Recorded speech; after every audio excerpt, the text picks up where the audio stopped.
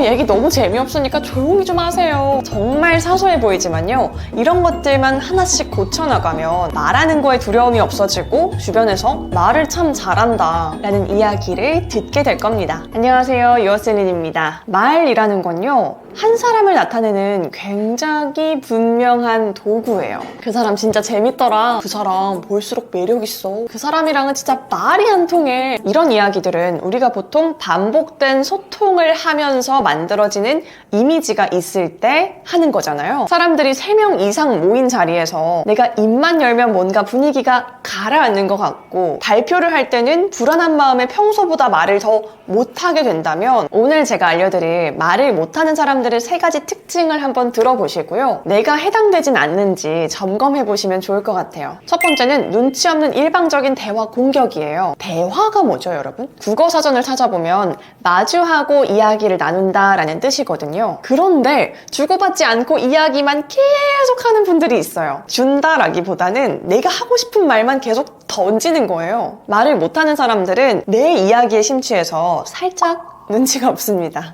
사람들이 내 이야기가 재밌어서 가만히 듣고 있는 게 아닐 수 있어요. 아직 엄청 친하지 않은 사이에 얘기 너무 재미없으니까 조용히 좀 하세요 라고 할 수 없잖아요. 친구 사이라고 할지라도 이렇게까지는 말을 아마 못할 거예요. 그러니까 재미없는 이야기를 들으면서 눈동자에 점점 초점은 없어지고 속으로만 생각하는 거죠. 내가 이걸 왜 들어야 하지? 이렇게요. 그래서 어떤 말을 하실 때에는 계속 상대방의 반응을 좀 살펴야 합니다. 그리고 나서 적절하게 질문을 던져주세요. 사람들이 언제 이 사람과 대화하는 거 정말 재미있다 라고 느낄까요? 자기가 할 말이 많을 때. 그래서 어떤 이야기를 할 때 이런 적 있지 않으세요? 셀린 씨는 어떻게 생각하세요? 이렇게 상대방을 포함시키는 질문을 자주 던져주시면 좋아요. 물론 강의나 발표처럼 일방적으로 계속 말을 해야 하는 상황도 있죠. 이런 상황에서는 내가 청중들한테 말을 던져주면 뭘 받을 수 있을까요? 한 명 한 명 말을 받기는 어렵겠죠?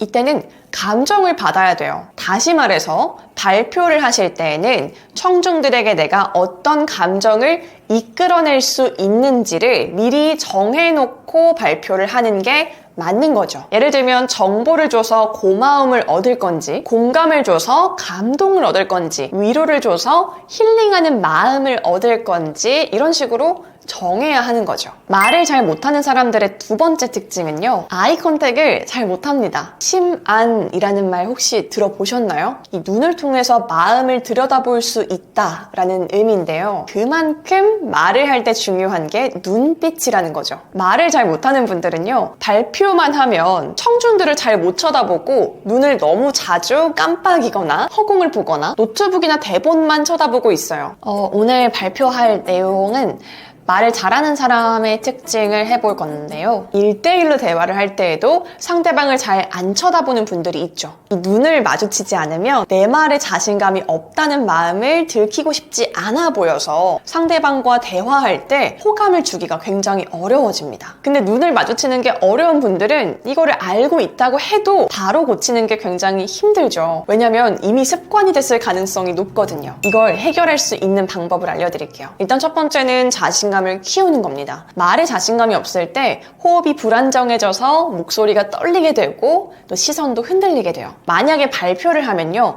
발표에 대해서 틈이 없도록 최선을 다해서 준비하세요. 또 누군가랑 대화를 할 때는 상대방이 나에 대해서 충분한 호감을 가지고 있다라고 생각하세요. 2번째 방법은 발표할 때 쓰면 좋은데요, 사람들이 굉장히 많잖아요. 그때 3초에 한 번씩 시선을 옮겨주세요. 왼쪽 3초, 오른쪽 3초, 가운데 3초, 이런 식으로 내가 마음속으로 하나, 둘, 셋 숫자를 세면서 시선을 묵직하게 옮겨보는 연습을 해보세요. 말을 할 때는요, 눈으로도 내가 지금 당신에게 말을 하고 있어요 라고 알려줘야 돼요. 반대로 이야기를 들을 때도 내가 지금 당신의 이야기를 듣고 있어요 라고 아이 컨택을 해서 알려줄 수 있는 거죠. 마지막 3번째 특징은 나의 언어를 사용하지 않는 겁니다. 어떤 이야기를 할 때 나의 의견은 쏙 빠진 채로 주변의 이야기만 하는 거죠. 과장님이 그러는데 요즘 MZ들이 소통이 안 된다네? 내 친구가 AI가 발달해서 영어 공부 안 해도 된대? 내 생각?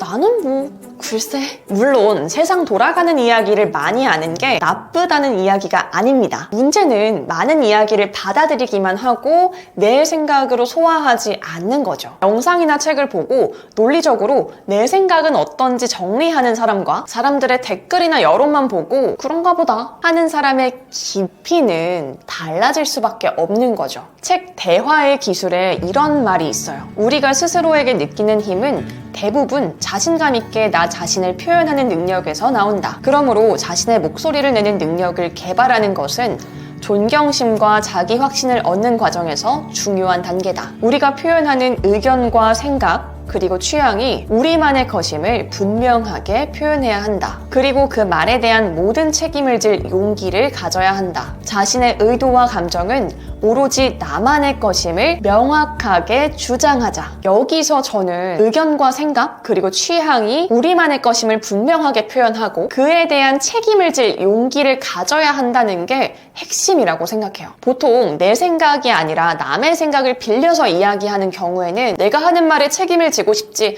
않은 경우가 많거든요. 하지만 우리가 나를 사랑하는 마음, 자존감을 높이고 자신감 있게 말하기 위해서는 계속해서 내 말에 책임을 지는 연습을 해야 하는 거죠. 이렇게 두려워하지 않고 내 견해를 계속해서 쌓아가는 연습을 하면요. 어떤 대화를 하더라도 흥미롭게 대화를 이어갈 수 있습니다. 마지막으로 말을 잘 못하는 사람들의 3가지 특징을 정리하면요. 첫 번째는 눈치 없는 일방적 대화 공격. 두 번째는 아이 컨택을 하지 않는 거. 세 번째는 나의 언어를 사용하지 않는 것이었습니다. 혹시 이 중에서 내가 평소에 가지고 있었던 습관이 있었다면 정말 다행인 거죠. 지금 어떻게 고쳐야 하는지 알았잖아요. 정말 사소해 보이지만요. 이런 것들만 하나씩 고쳐나가면 말하는 거에 두려움이 없어지고 주변에서 말을 참 잘한다 라는 이야기를 듣게 될 겁니다. 오늘도 잘 표현하는 하루 보내시길 바라겠습니다.